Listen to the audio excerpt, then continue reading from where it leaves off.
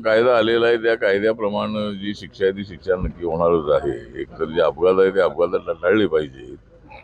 चालकांनी आपली गाडी चालवत असताना अत्यंत चांगल्या पद्धतीने चालवली पाहिजे आणि चालकांना झोप मिळणं अत्यंत आवश्यक आहे।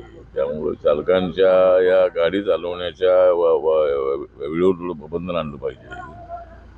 आणि अनेक वेळेला अपघात होतात आणि त्यामध्ये अनेक लोकांची प्राणहानी होते, त्यामुळे तो कायदा आलेला आहे।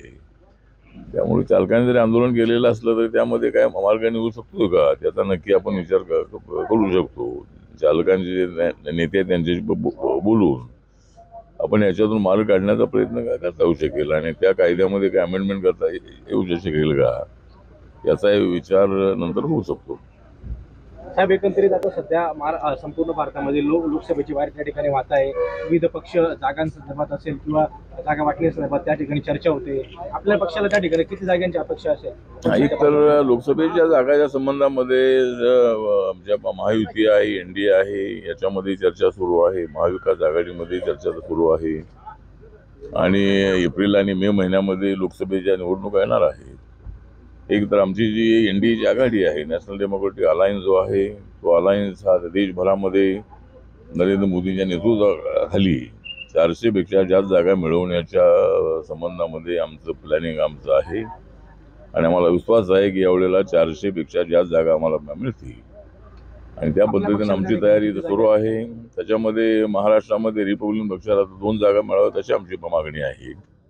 देशभरामध्ये एक 8-10 जागा तरी मिळाव्यात यासाठी मी प्रयत्न करणार आहे आणि महाराष्ट्रामध्ये आम्हाला 40+ जागा मिळतील अशा पद्धतीची आम्हाला अपेक्षा आहे। कारण नरेंद्र मोदी यांनी गेल्या 9.5 वर्षामध्ये जे काम केलेलं आहे ते अत्यंत उत्कृष्ट काम आहे। लोकांच्यासाठी त्यांनी काम केलेलं आहे, देशाच्या विकासासाठी काम केलेलं आहे आणि सबका साथ सबका विकास हा नारा त्यांनी दिलेला आहे। बाबासाहेब आंबेडकरांच्या अनेक स्मारकाची कामं पूर्ण केलेली आहेत आणि ज्या जनधन योजना आहे, आवास योजना आहे, मुद्रा योजना आहे, उज्ज्वला योजना आहे, आयुष्यमान भारत योजना आहे, शेतकऱ्यांचे प्रश्न आहेत, या संबंधामध्ये अनेक निर्णय घेतलेले असल्यामुळं लोक आमच्या सोबत आहेत आणि त्यामुळं आम्हाला चिंता अजिबात नाही।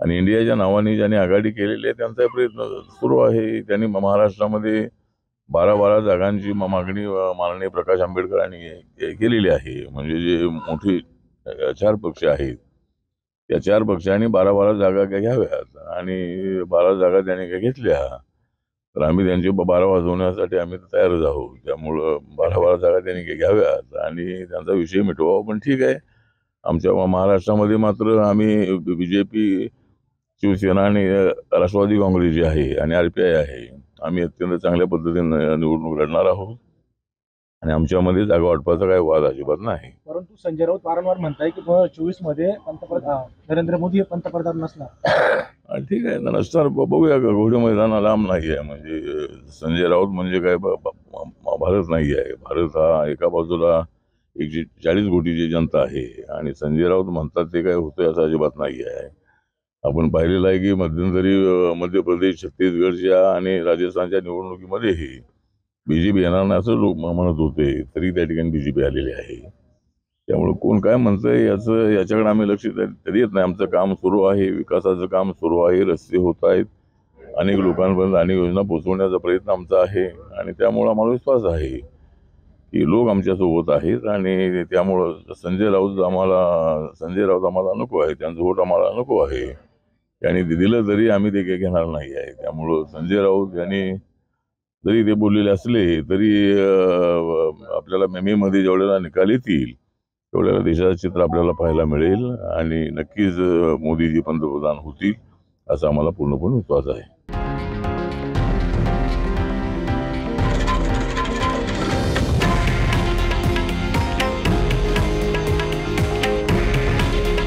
हे आहे देशातील नंबर 1 न्यूज नेटवर्क आणि आपण पाहत आहात TV9 मराठी। काळजी तुमची, हित महाराष्ट्राचं।